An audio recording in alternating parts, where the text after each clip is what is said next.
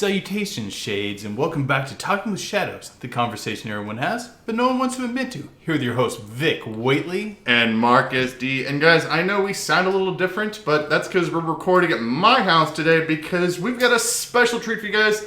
Joining us today in our impromptu studio, we have my good friend. He's going by Jimmy today. Say hello to the folks at home, Jimmy. Hello, folks at home. Jimmy's a good friend of mine. We actually do a lot of comedy together, and I've been wanting to get him into the studio for a while because I've known that he's had this paranormal experience for a while, and I've wanted you guys to be able to hear it. And today we're going to take a break from our normal sort of setup, and we're going to go straight into the discussions. Yeah, we'll go in our next episode. We're going to talk about the comments that you guys left on our mental health and the paranormal video in next week's episode. Today, we wanted to make sure that we spent all of our time with Jimmy talking about his story. So, Jimmy, first up, I want to tell everybody what we're actually drinking today first. We should probably do that. Today, guys, I'm actually going to be bougieing it up a little bit. I'm drinking some apple wine today. And I'd love to bust into that, but I have to drive home afterwards, so I'm going to be busting into, what is this, Seagram's Escape Strawberry Daiquiri? That's what I had in my fridge at the time, man. And I'll go with it. Yes, and Jimmy, actually, what are you drinking today, Jimmy? I stopped by the sponsor for your last your last episode at Sonic, and got a cherry Coke with some fresh cherries. Yes. Did they screw it up? Not this time. Apparently, the trick is to have just a super simple order. I got this. Yes, I got this. I'm gonna get this bottle of wine open. He doesn't know how to open a bottle of wine. Oosh, I'm getting it. I'm putting it on my... It's coming out. And... It's not champagne. The cork's not going to shoot out. You don't have to aim it away from your face. I don't know. It could be carbonated, man. It could fly out and take my eye out.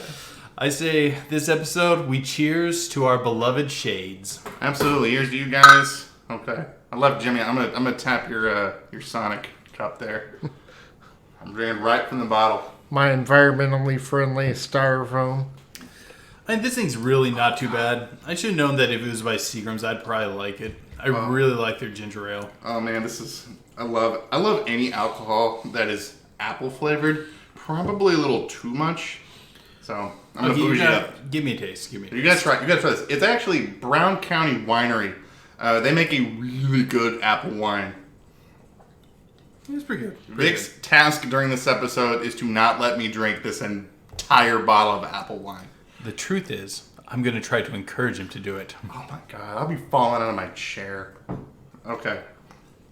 So Jimmy, thank you so much, by the way, for coming into the studio today to talk with us. It's been your experience when you told it to me was awesome, and it was one that I definitely wanted to share. It's been a long time coming. And I'm coming in fully fresh, not ever having heard the story. Absolutely.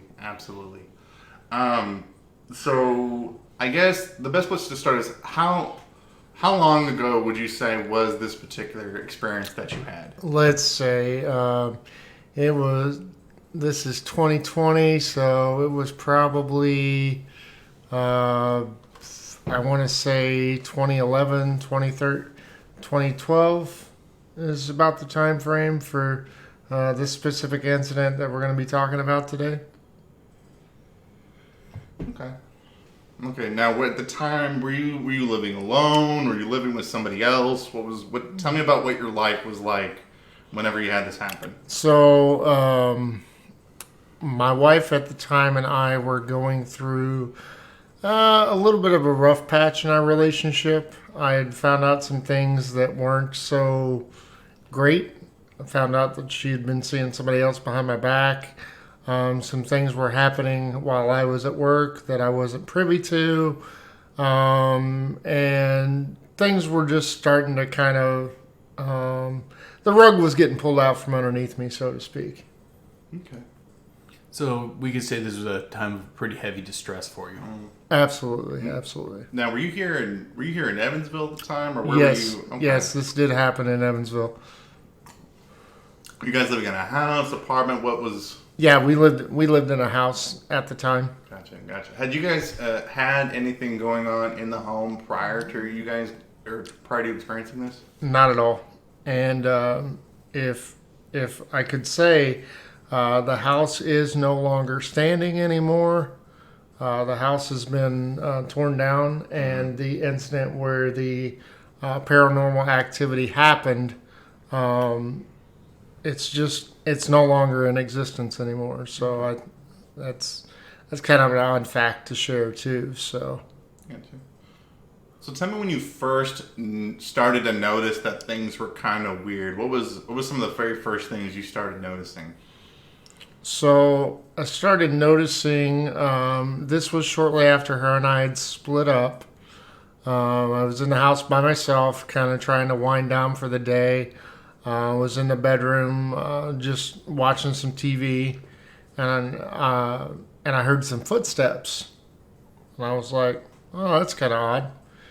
So I turned down the TV because, as you know, when you're by yourself in a house, you notice sounds a lot more than you would if you were living with somebody or have other people in the house, because there's other distractions going on.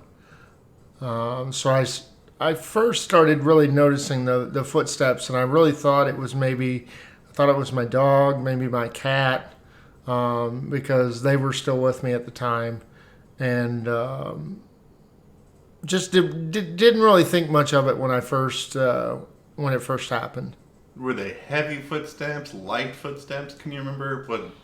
So they started out as real light footsteps.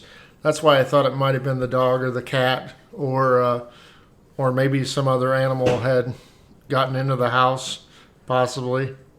But as days went on, I would notice that this stuff would only happen after sunset. Mm-hmm. And it became more consistent, more repetitive. So I thought, okay, maybe there's something to this.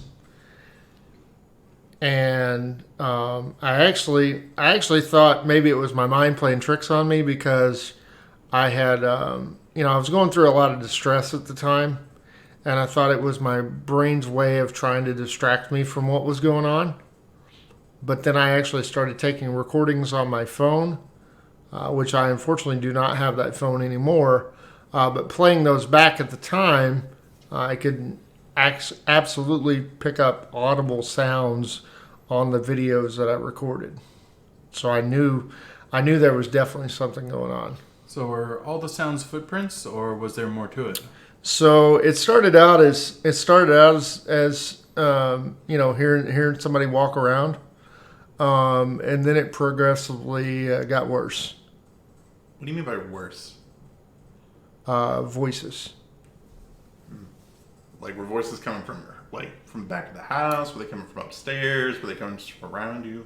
They were coming from the basement for sure.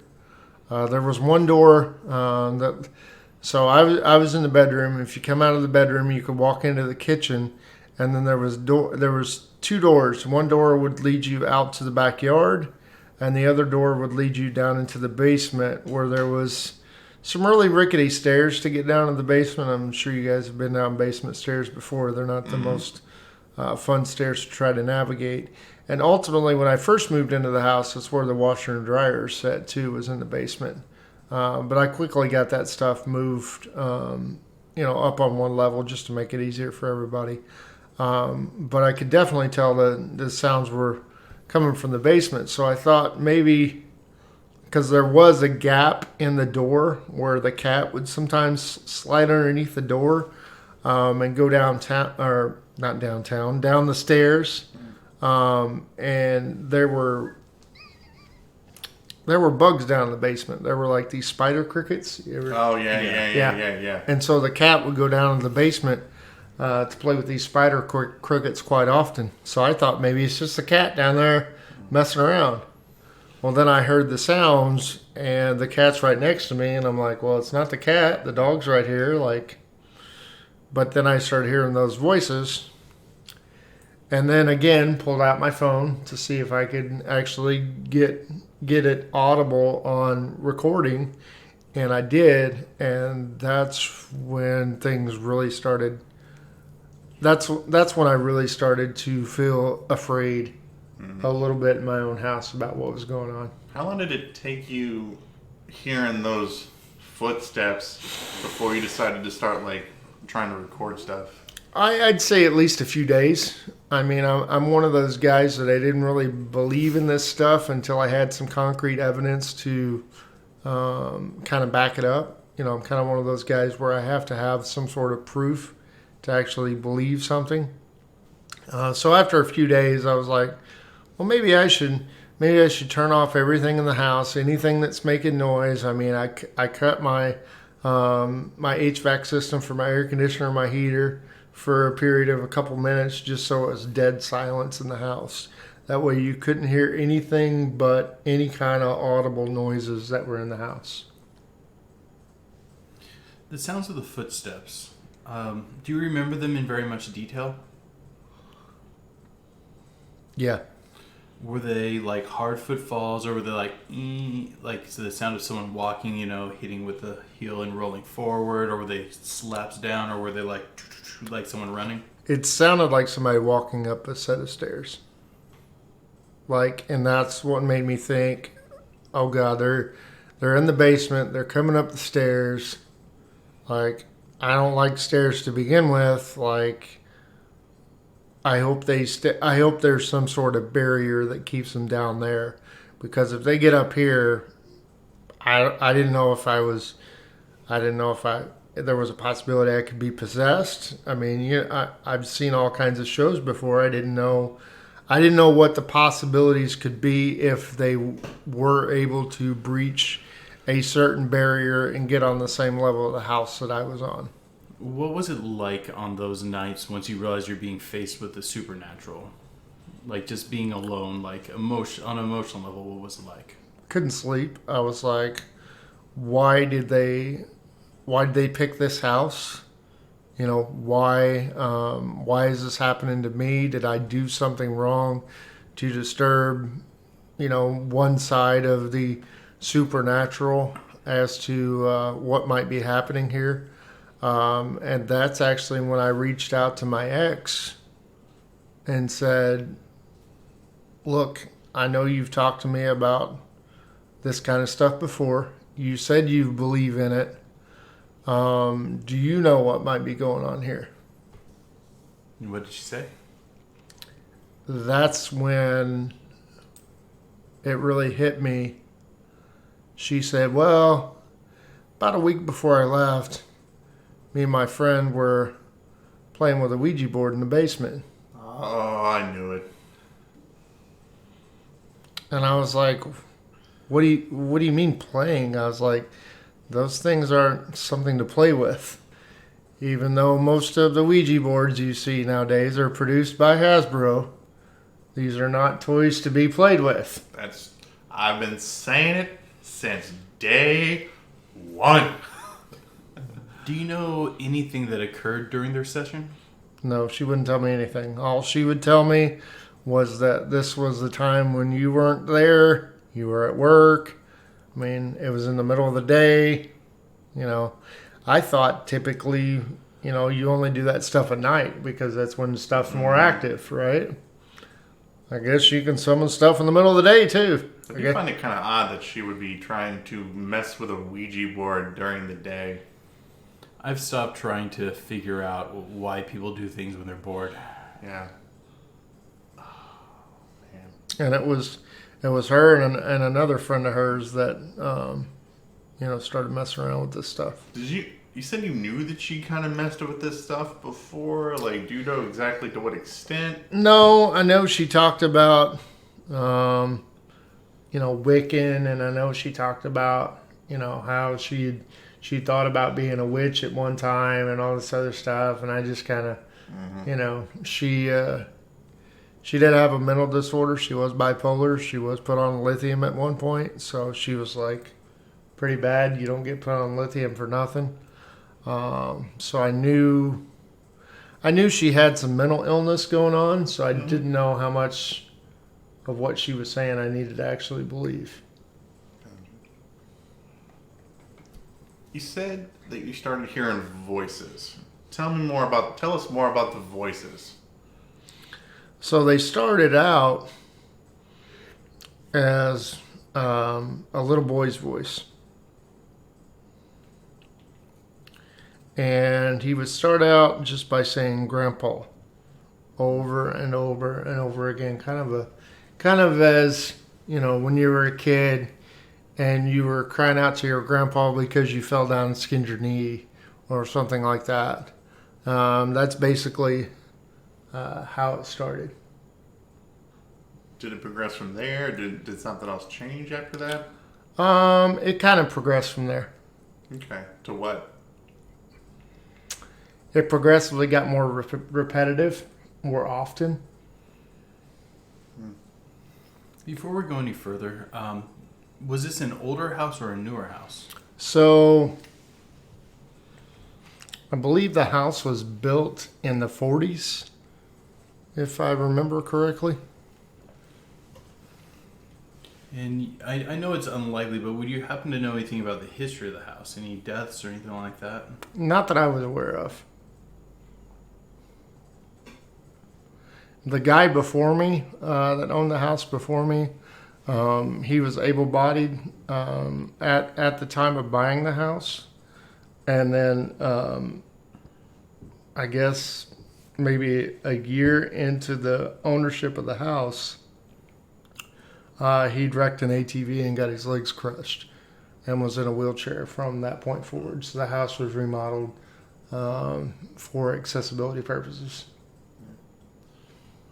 I know a lot of people end up buying houses or essentially moving into places, and so many times they just don't know the history of who was living there before, what was going on, what were they doing, and things like that. I know my mom, when she grew up in a house, the house she grew up in Pike County, they had issues with ghosts and spirits. And my grandmother to this day swear she saw stuff. Well, when they moved, the guy who bought the house didn't know about anything that they had seen. And the dude burned the house to the ground. Ooh. Yeah. So, I mean, it's scary, whenever people move into a home, how much they don't realize some of this stuff that could have happened in a home. So, How long did you live in the house before the activity began? So I moved in the house in 2009. And like I said, the activity didn't start until late, probably November, December of 2012. okay. Because one of my initial thoughts was perhaps it could have been stirred up by the renovations that were occurring, because you hear that a lot in stories and stuff. But it sounds like more likely it could have been due to the more our emotional turmoil that was being kicked up in the area. Mm-hmm. Did the voices always stay mostly is that little boy voice asking for his grandpa? Did it ever change? Was it just consistently that? It was just consistently that, and I really believe after doing some research that that was only a ploy to get my attention, to try to get me to wherever they were. Oh, I believe that. Yeah, I could totally see that. So many times when people are dealing with Ouija boards or even just paranormal in general, so many times it doesn't register with people the idea that a paranormal entity could lie. We always want to believe everything that's going on. There's no, it almost never crosses people's mind that maybe something nefarious could be going on. I always like to emphasize to people that, do you really think that this thing has any sort of incentive to be consistently telling you the truth, or would it more likely benefit from it lying? Yeah. Being paranormal investigators for years, we've seen numerous instances of malevolent entities, so it's very easily that, people could, you could run into an entity that's lying to you about what it is or what it wants, or what it's doing. Could just be screwing you because it's a dick. Who knows? But tell me some about your research. So after I continued to have this stuff happen over and over and over again, and I kept losing sleep. I'd come into work and just, that's really all I could think about was like, what's going on in my own house? Why am I still having these issues? So it got to the point where I opened the basement door and said, look, whoever you are, I don't want you here. I don't know who brought you here. But I'm getting ready to call somebody that's going to take care of this. And I hope you're ready because I know who to call. Question before you continue your story. Did the activity increase, decrease, or stay the same after your proclamation? I think I pissed it off a little bit, which is what I wanted. I mean, I was to the point where I was frustrated. You know, I was like, if something's gonna happen, I might as well just go ahead and add gas to the fire. And if I'm gonna go out, I'm gonna go out in a blaze of glory. This is my home. I ain't tolerating none of your crap. You know, and I have a stinking suspicion, as to why the entity did not come up the stairs. Now that I think about it, I am Catholic, so I had crosses all throughout the upper portion of my house that came from when my grandfather was a deacon in the church. So everything that was in the house, from crucifixes to Bibles that I'd had of his, to an actual painting of Jesus Christ that I had up on the wall, that actually sat on my living room wall when you first walked in and kind of overlooked the whole house because I strategically placed it in such a way. That very well could have something to do with the fact why this paranormal entity did not want to make it to the main level of the house. And imagine with him being a deacon, it's likely that any number of them could have been consecrated. Absolutely. Yeah, absolutely, without a shadow of a doubt. Would you say, just if I can ask, would you say you're a pretty faithful person in the Catholic Church? Mm-hmm. Okay. Yeah. Especially after this incident happened. I mean, you know, I've been part of Catholicism since birth. So, you know, watched my grandfather go through the ranks of the church and do what he did to serve as part of the church. Actually, still know several people that are very, very active in the church. So I don't practice it as much as I used to, but I still very much have a deep faith. I feel like we're slowly edging in this sort of direction, but I figured I might as well go ahead and ask. Do you feel like the entity that you encountered was a ghost, or do you think it was something else? Based on conversations that I had with other people that visited while this was all going on,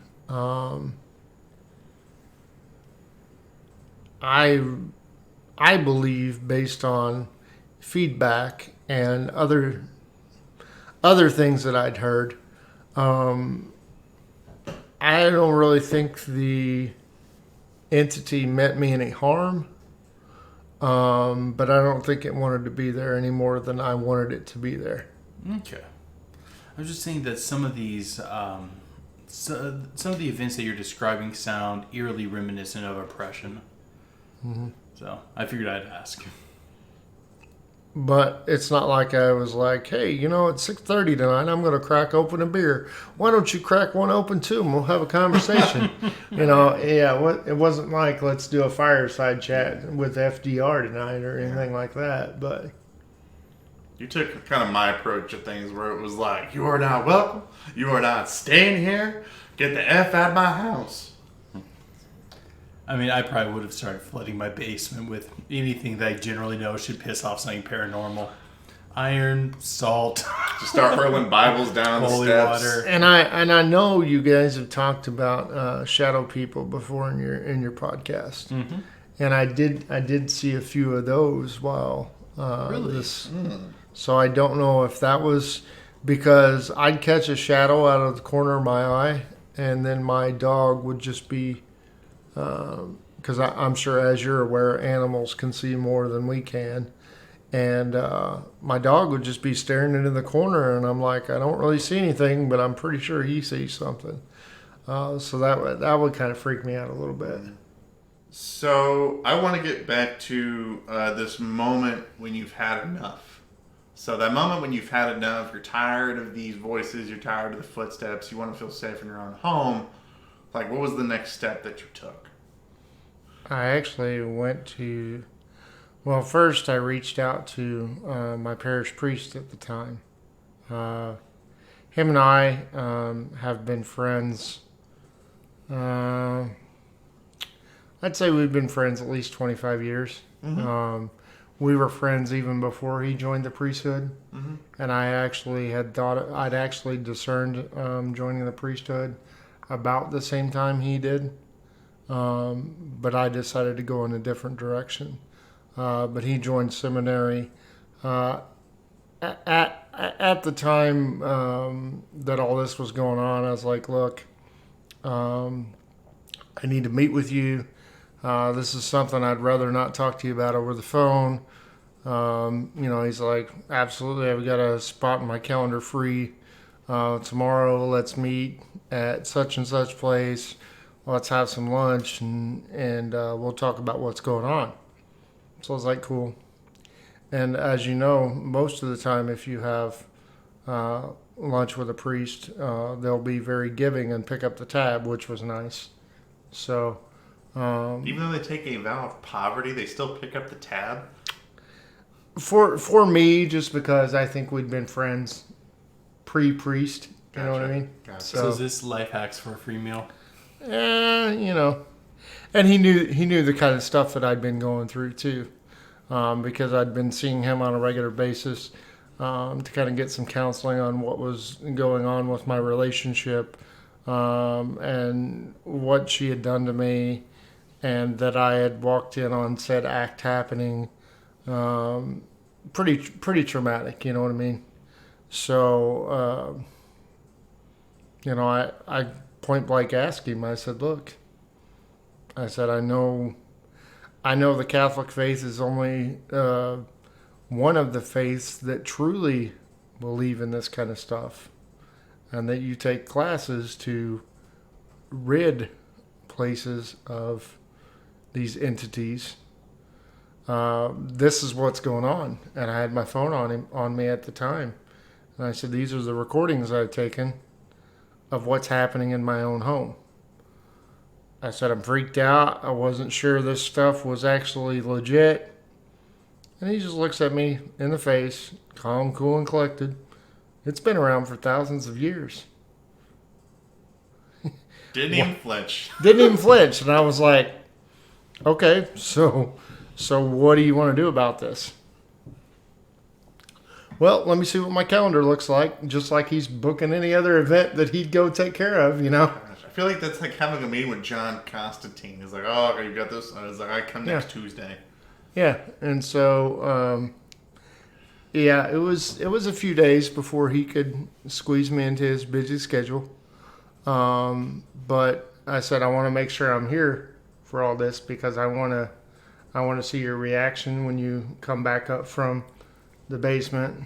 I want to talk to you about this stuff to see what kind of energy you were feeling down there, because I technically never went down all the way into the basement to figure out what was going on, because I figured that's bad news down there. There's nothing down there really of value that I need to worry about. So let me make sure that my work schedule is clear so I can be there at the same time you're going to be there. So what was it like when he came over? Like, what did he show up like full like exorcist mode with the music playing in the background, briefcase, sash over the whole priest get up? So he did have a vestibule of some type that he wore, that I guess they traditionally wear whenever an incident like this takes place. He did have a book of some type that had rituals in it that he would read from.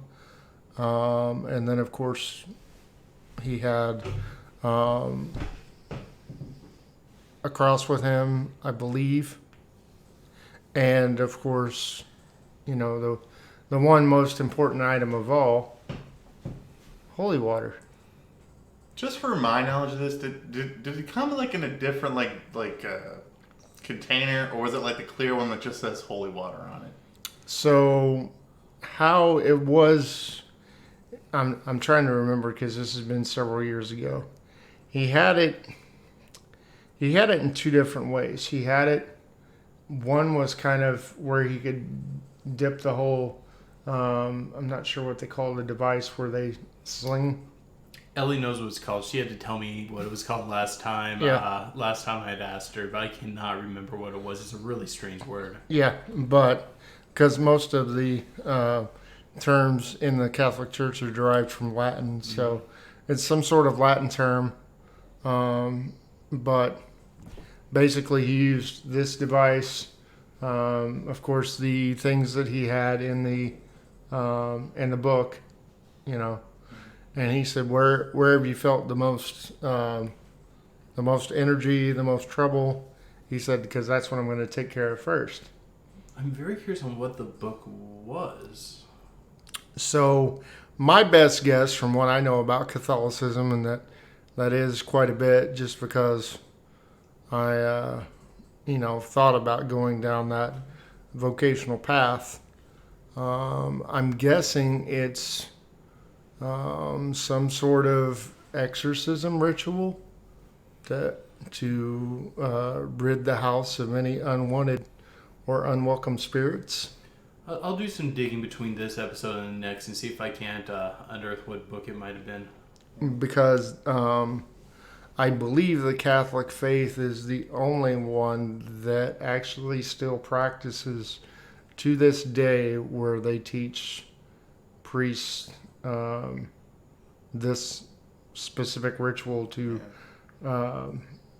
exorcise the demons. I believe it's the only Western religion that still has that sort of practice. Right. I think when I've seen it from like other practices, that most of their bed is just holding the Bible over something and just ending up praying. But like I'm more inclined to like put my faith into like the Catholic priest taking this as seriously as he does. Because like I've seen it from like other paranormal investigators or people that have had holy water. They always bust out this like plastic bottle that says holy water. And I don't, maybe it's the Catholic in me too like that. I have a hard time believing that a real holy relic is just going to say holy water. Like, I don't know if it takes away from it. I don't know. I'm sure that any other faith that tries to do what the Catholic faith does is just imitating. Like, I don't know. There's the Shinto exorcism ritual involving swinging around a trident. Like, I think we can agree there's some pomp and circumstance required probably for it. And so that's why I was asking about the whole like what kind of vessel did the holy water kind of come in. Okay, so let's get back on track. So he goes down into the basement, or what's his he's like, let me go down to the basement since that's where you've felt the most trouble, and let me. I distinctly remember him saying, "Let me take care of business." So just like John Constantine is like, this is like what? Oh, Dad, do we want to use his name? This is Father John. Remember that. Like, wow. So I distinctly remember him going down the basement. I'm sitting in the living room like, I can't hear what he's doing down in the basement, unfortunately, just because, unless it's like really loud, you can't hear much of anything that happens in the basement. But I'd say he was down there probably a good 5-10 minutes. And I know for the few times that other people had been down in the basement, not during the time the basement had the unwanted visitors, but just when we used to have the washer and dryer down there, and folks would go down there to help with laundry or storage and stuff like that, I knew the HVAC system properly cooled the area like it was supposed to. So when he came back upstairs about 10 minutes later, drenched in sweat, I knew it wasn't because it was just hot down in the basement. You know what I mean? Because I'm a logical person.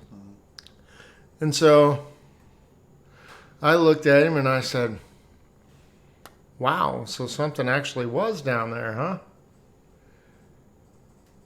He goes, oh yeah, and I don't think it'll be bothering you anytime soon.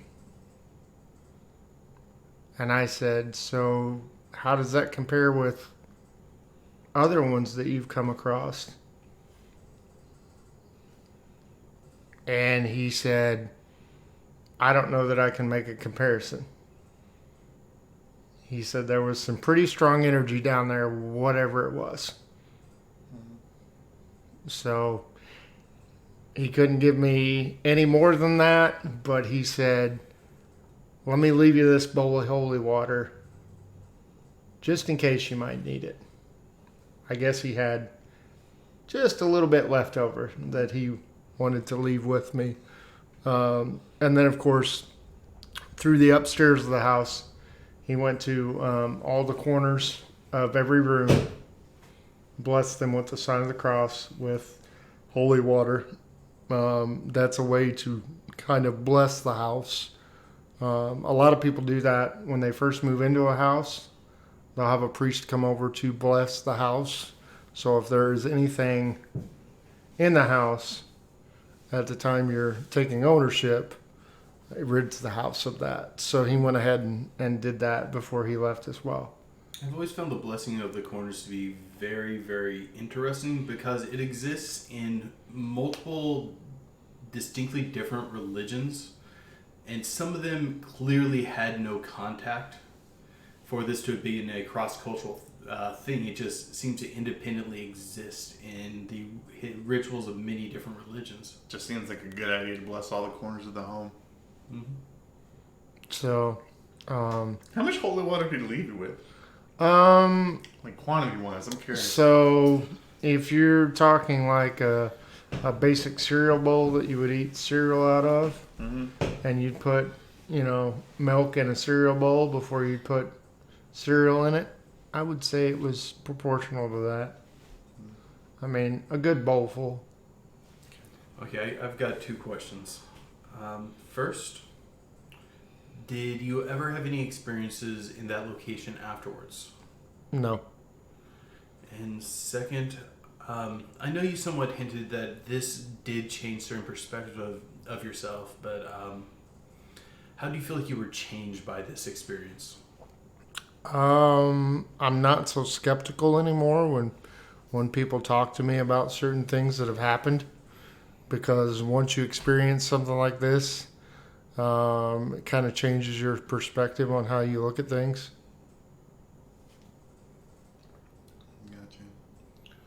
Gotcha.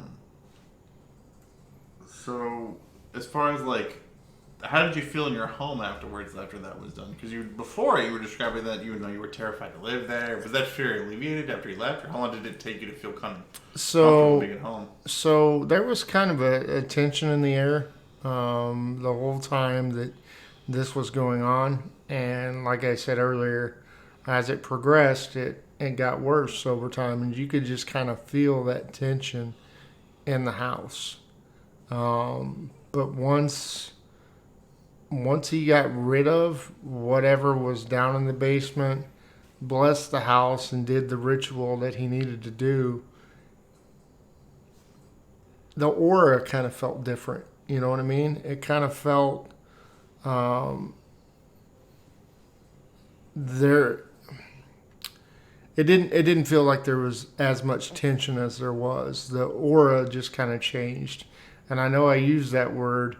I don't know if you guys have talked about it on the podcast or not before, but there was just a different kind of feeling after whatever was down there was gone.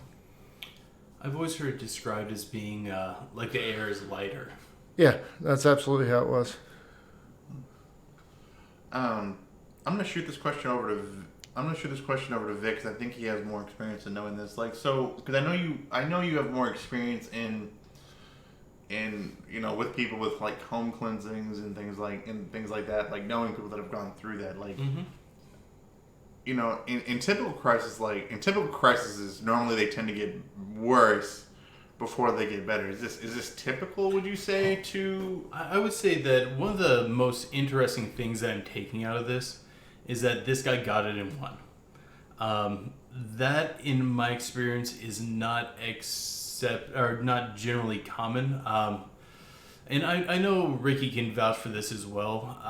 Often, when people do a poor home cleansing or anything along those lines, it will make the situation notably worse. It's the sort of thing where you kind of really need to take care of it all at once, or it's just going to come back. It's going to come back stronger. It's going to come back angrier.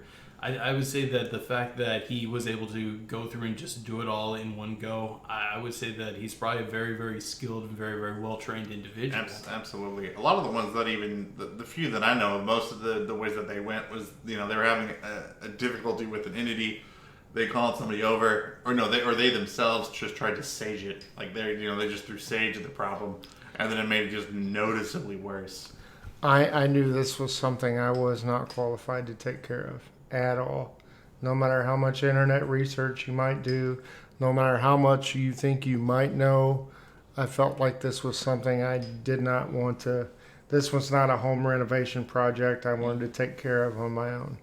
I know back when me and Adam were taking on more cases, this was maybe like 5-6 years ago.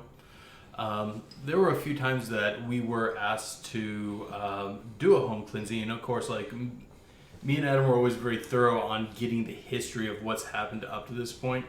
And we didn't always accept home cleansing sort of things. We really did see ourselves as more as we want to come in, get the stories and things like that.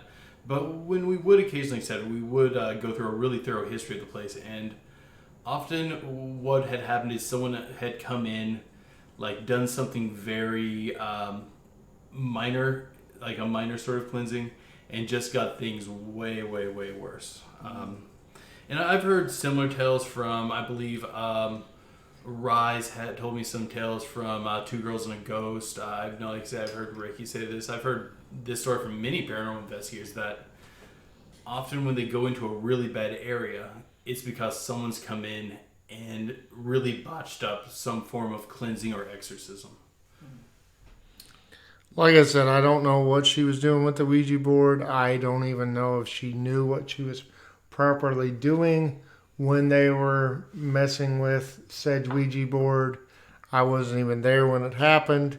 When I reached out to her, like I talked about earlier, she actually thought it was funny, and I said, There's such a bad perspective right there. There is nothing funny about this. Well, she wasn't living there anymore, so probably to her, she probably didn't even care anymore. But that's a toxic attitude to take about the paranormal. That was not the baggage I wanted her to leave behind, for sure.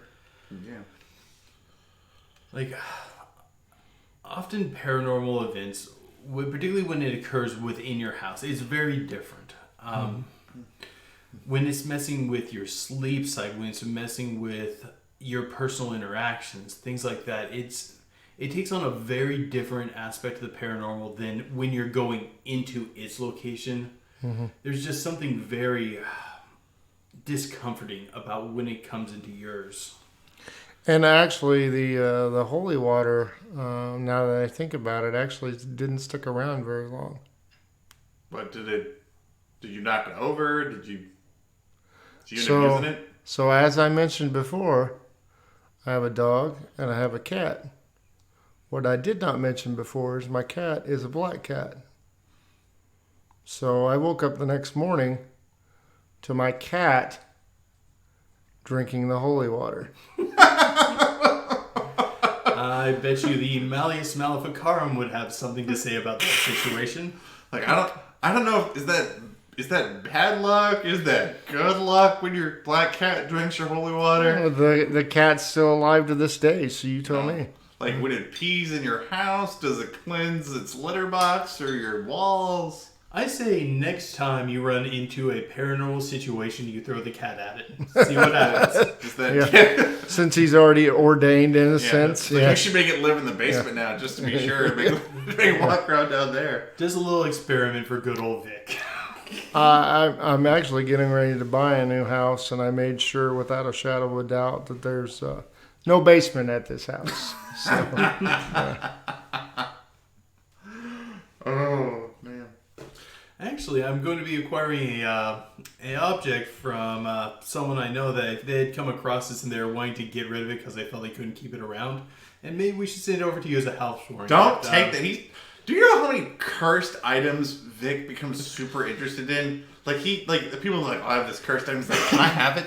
Can I keep it? Like, before I need to know it, I need to take some preparation for this stuff. I'm like, that's so irresponsible. I will occasionally say, give me some time to make some preparation for this and then send it over. But I am going to be acquiring a cursed doll fairly soon.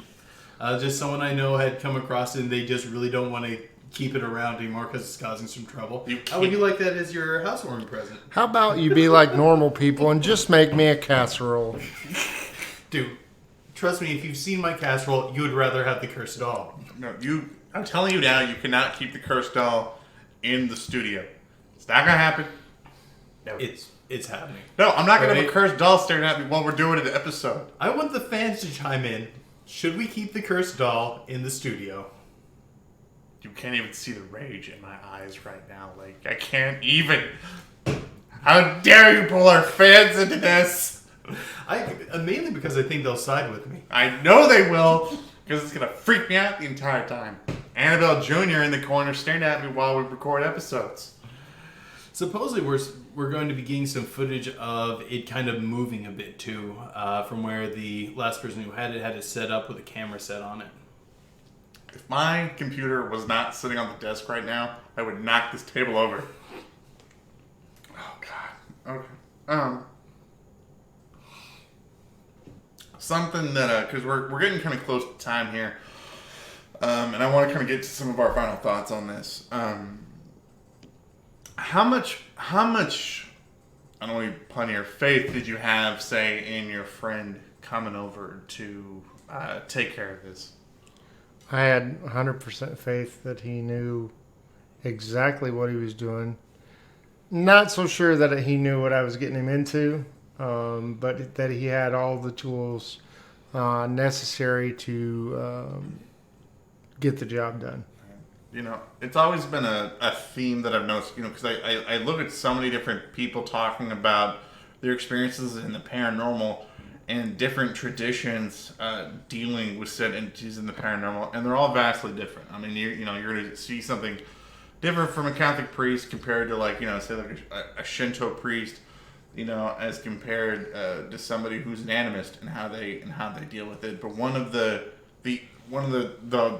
common themes across every single tradition, actually the only theme that I've noticed, is the faith that the person has in what they're doing, and I always think that plays a huge part, or your faith in the person that's doing it. You know, I think that's a bigger element than people give it credit when they're dealing with entities. So, if you had any just parting words or anything that you'd like for our listeners to take away from this, what would it be? Don't play with a Ouija board.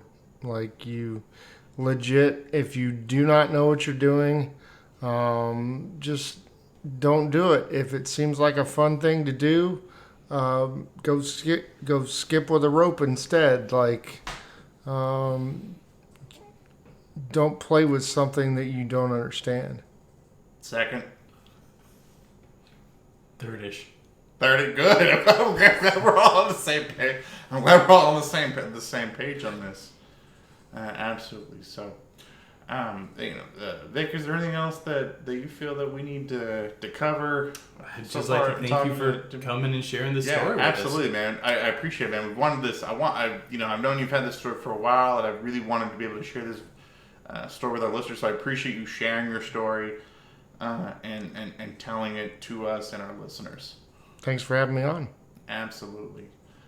So if you guys enjoyed Jimmy's story, make sure that you guys leave your guys' thoughts about this in the comments below. Make sure you guys check out our next week's episode. We're going to talk again about the comments that our listeners left about our topic on mental health and the paranormal. And I'll have a whole other episode for you guys. Also, don't stray too far if you're a patron, because the rest of our podcast that we're going to be doing is exclusively for our patrons. And if you want to get the rest of this awesome episode, make sure you go over to our Patreon and sign up today. But until next time, guys, keep believing. Because we'll keep listening. Okay, for the extended segment today, guys, we want to talk about how the corona quarantine has affected the world of the paranormal.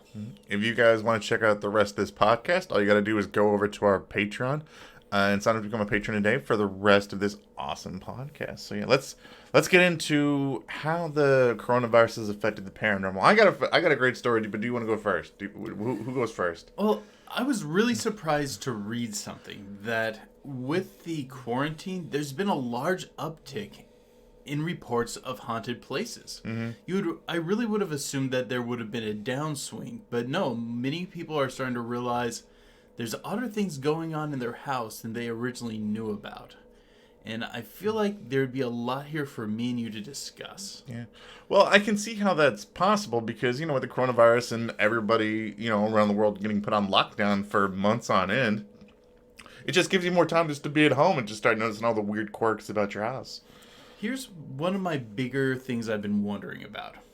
Is it that people are spending more time at home and thus are experiencing the paranormal phenomena that they may not have been encountering previously?